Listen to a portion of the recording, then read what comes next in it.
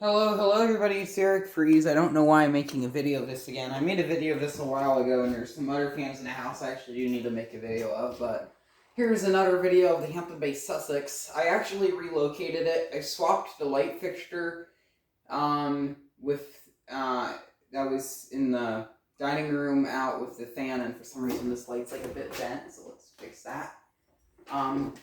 With the fan and then vice versa. So now in the library, the chandelier's in there that was in here. Eventually I'm gonna either replace that chandelier with either a smaller chandelier or another ceiling fan. Possibly what I would like to do would be a Hampton Bay Glendale that's similar to this, just because it has the same light arms, even though I highly dislike the Glendale. It pretty much depends what I have. I've honestly thought I have a Home Trends that may work, so we'll see how this rolls out. But anyway, right here we have a Hampton Bay Sussex, 52-inch. This is, I can't remember what year this is from. Whatever. Anyway, here's light. It's on a remote now, which is nice. So that's cool.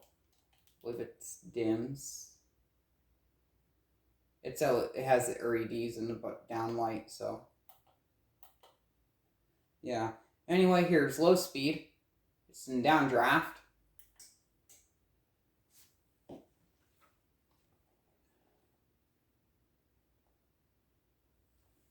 There's going to be a kitchen table here where this is at. Most likely this fan, once we get the table over here, we're going to have it set to where it runs in reverse, pretty much, just so it doesn't blow things off the table.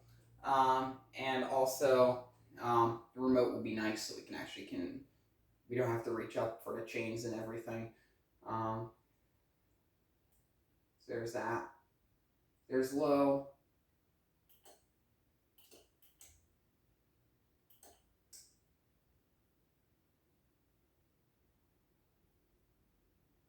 It's medium. I had a bit of an issue for some reason. I hit the wrong button. I hit high instead of medium. I don't know why, but I did. Since the last video I made of it, I balanced the blades, tightened up the loose blades.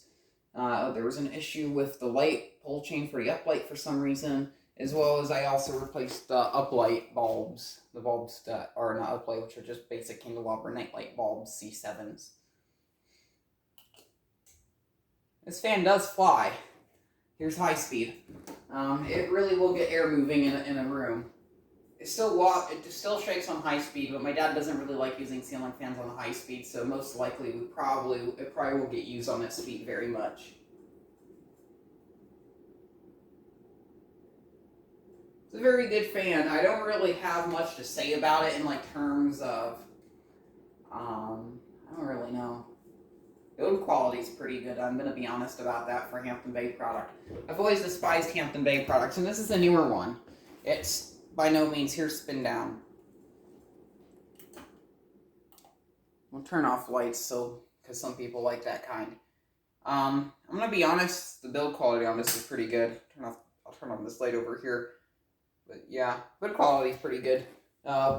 This thing has a pretty good blade pitch and very wide blades. It has a lot of torque too, so this thing will really whip up the air in a room, which I like.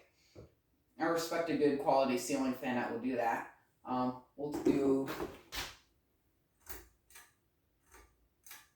because after it spins down, I typically keep it on low speed, and I use low on a remote, which gives it a really nice aesthetic low. Which I'll show that shortly. Bearings on this are pretty good. This fan was actually originally a gift from our uncle. My uncle bought this for himself to use in his living room, to find out that the thing hung down way too low. I think he could have probably flush mounted it, but I don't think this fan is capable of being flush mounted. But it didn't work out for him or something, so he ended up giving it to us when we moved into this house. So we put it up because there was a boob light, and this replaced the boob light. It worked pretty good. The one chandelier that was here was already here left behind, and the fan actually had to match the chandelier pretty good, but yeah. I don't really understand why we put it there instead of here. So we'll see how this looks. I just finished installing this a bit ago. My dad's at work, so once he gets home, we'll see what he thinks about this. Hopefully I won't get scolded for installing this here, but yeah. I'm pretty sure you've seen it spin down long enough. It works good. Yeah. Now it's gonna bug me. I'll show you. Bleh. Can't talk right now. We'll press slow and I'll show you what it does now.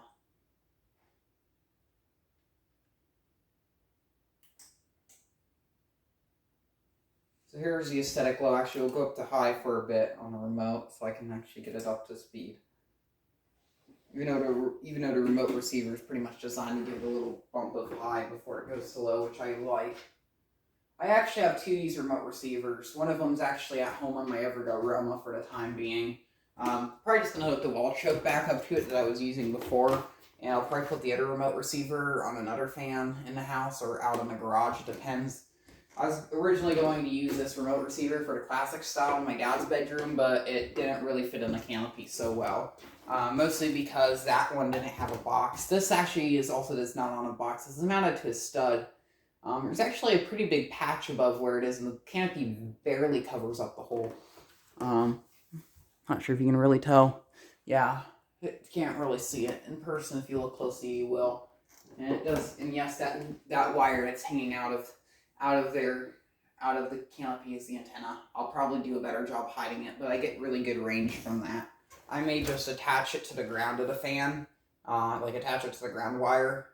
That may get it good, like a good connection. So pretty much the whole entire fan, being that the fan's made out of metal, it's ground. So yeah, there's my 52-inch Hampton Bay Sussex. It's an update. That's all I really have to say about it. The story behind it somewhat. So yeah, thank you very much and have a good day.